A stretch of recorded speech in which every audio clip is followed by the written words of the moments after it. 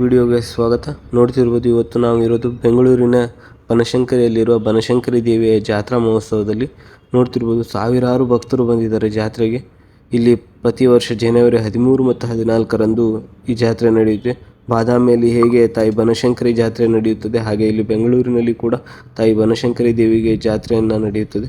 ತಾಯಿಯ ಜಾತ್ರೆ ವಿಜೃಂಭಣೆಯಿಂದ ನಡೆಯುತ್ತೆ. ಮೊದಲು ದಿನ ತೇರನ್ನು ಎಳೆದು 2 ದಿನ ಕರಗ ಉತ್ಸವವನ್ನು ನಡೆಸ್ತಾರೆ. ನೋಡ್ತೀವಿ, ಹೂವಿನಿಂದ ತುಂಬ ಅಲಂಕಾರವಾಗಿ ದೇವಸ್ಥಾನವನ್ನು ಚೆಂದಾಗಿ ರೆಡಿ ಮಾಡಿರ್ತಾರೆ. ಹೂವಿನಿಂದಲೇ ಅಲಂಕರಿಸಿ ತಾಯಿಗೆ ಪೂಜೆಯನ್ನು ಮಾಡಿ ಸಾವಿರಾರು ಭಕ್ತಾದಿಗಳು ಅಲ್ಲಿ ಬಂದು ಆಶೀರ್ವಾದವನ್ನು ಪಡೆದು ತಾಯಿಯ ಕೃಪೆಗೆ ಪಾತ್ರರಾಗ್ತಾರೆ.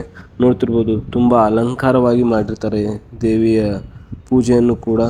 ಇನ್ನು ಒಳಗಡೆ ಹೋಗೋದಾದರೆ ಹೂವಿನಿಂದನೇ ದೇವರಿಗೆ ಅಲಂಕಾರ ಎಲ್ಲವನ್ನ ಮಾಡಿ ಪೂಜೆ ಹಾಗೂ ಪುನಸ್ಕಾರವನ್ನು ಮಾಡ್ತಾರೆ.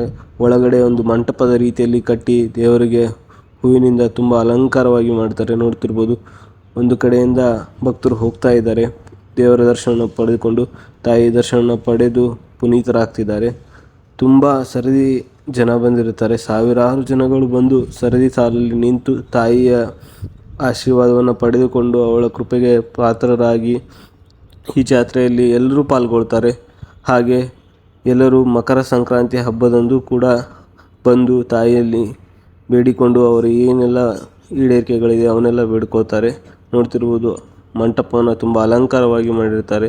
ಹಾಗೆ ಪಕ್ಕದಲ್ಲಿ ಯಜ್ಞಕುಂಡ ಇದೆ. ಅಲ್ಲಿ ಹೋಮ ಹವನಗಳನ್ನು ಯಾರಾದರೂ ಮಾಡಿಸೋರಿದ್ರೆ ಮಾಡಿಸಿ ಅಲ್ಲಿ ಪೂಜೆಯನ್ನು ಜರುಗಿಸ್ತಾರೆ. ಅಲ್ಲಿ ಕೂಡ ತಾಯಿ ಬನಶಂಕರಿಯನ್ನು ನೆಲೆಸಿರ್ತಾರೆ ಉತ್ಸವದ ಮುಂಚೆ. ಹಾಗೆ ಹೊರಗಡೆ ತುಂಬ ಸಣ್ಣ ಸಣ್ಣ ದೇವಸ್ಥಾನಗಳಿದೆ. ನವಗ್ರಹ ದೇವರು ಹಾಗೆ ಗಣೇಶ, ತುಂಬ ದೇವರುಗಳಿದ್ದಾವೆ. ನೋಡ್ತಿರ್ಬೋದು, ತುಂಬ ವಿಜೃಂಭಣೆಯಿಂದ ಜಾತ್ರೆ ಜರುಗುತ್ತದೆ. ಹಲವಾರು ಊರು ಹಾಗೂ ತಮಿಳುನಾಡಿನಿಂದ ಕೂಡ ಇಲ್ಲಿ ಬರ್ತಾರೆ. ಹಾಗೂ ವಿಶೇಷ ಅಂದರೆ ಇಲ್ಲೊಂದು ತುಂಬ ಪುರಾತನ ಕಾಲವಾದ ಅಶ್ವತ್ಥ ವೃಕ್ಷ ಮರವಿದೆ. ಹಾಗೂ ಅಲ್ಲಿ ಪಕ್ಕದಲ್ಲೇ ಒಂದು ಕೊಳವಿದೆ. ಹಾಗೂ ಅಲ್ಲಿ ದೇವಿಗಾಗಿ ಬನಶಂಕರಿ ದೇವಿಯ ಮೂರ್ತಿಯನ್ನು ಸ್ಥಾಪಿಸಿ ಅಲ್ಲೊಂದು ಇದು ಮಾಡಿದ್ದಾರೆ. ನೋಡ್ತಿರ್ಬೋದು, ತುಂಬ ಜನ ಬಂದಿರ್ತಾರೆ. ಹಾಗೆ ಭಕ್ತರು ಇಲ್ಲಿ ಕೆಲವೊಂದಿಷ್ಟು ಈಡೇರಿಕೆಗಳನ್ನು ಕೇಳಿಕೊಳ್ಳಲು ಈ ಕಲ್ಲಿನ ಮುಂದೆ ಬಂದು ಬೇಡಿಕೊಂಡು ಪ್ರಯತ್ನಿಸಿದರೆ ಅದು ಸುಲಭವಾದರೆ ತಾಯಿಯ ಆಶೀರ್ವಾದ ಸಿಕ್ಕರೆ ಬೇಗ ದೊರೆಯುತ್ತದೆ ಅನ್ನೋದೊಂದು ಖುಷಿ ಇರುತ್ತೆ.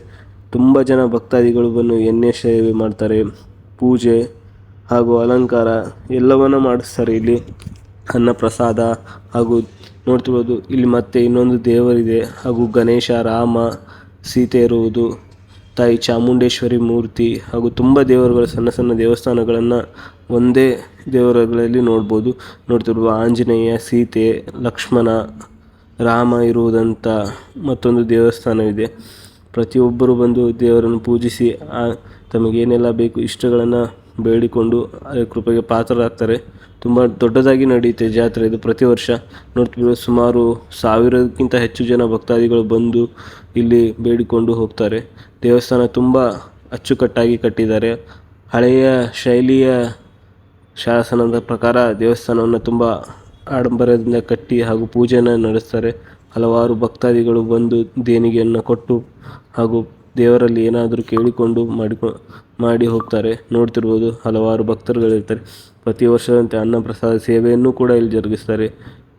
ಹಾಗೆ ಅನ್ನಪ್ರಸಾದ ಸೇವೆಯನ್ನು ಮಾಡಿ ತಮ್ಮ ಕೃಪೆಗೆ ಪಾತ್ರರಾಗಲಿ ಅಂತ ಭಕ್ತಾದಿಗಳು ಬೇಡಿಕೊಳ್ತಾರೆ. ಯಾರು ಬಂದ ಭಕ್ತಾದಿಗಳು ಹಾಗೆ ಹಸಿವಿನಿಂದ ಹೋಗಬಾರ್ದು ಅಂತ ಕಮಿಟಿ ಟ್ರಸ್ಟ್ ಅವರು ಊಟವನ್ನು ಇಲ್ಲಿ ನಿಲ್ಲಿಸಿರ್ತಾರೆ.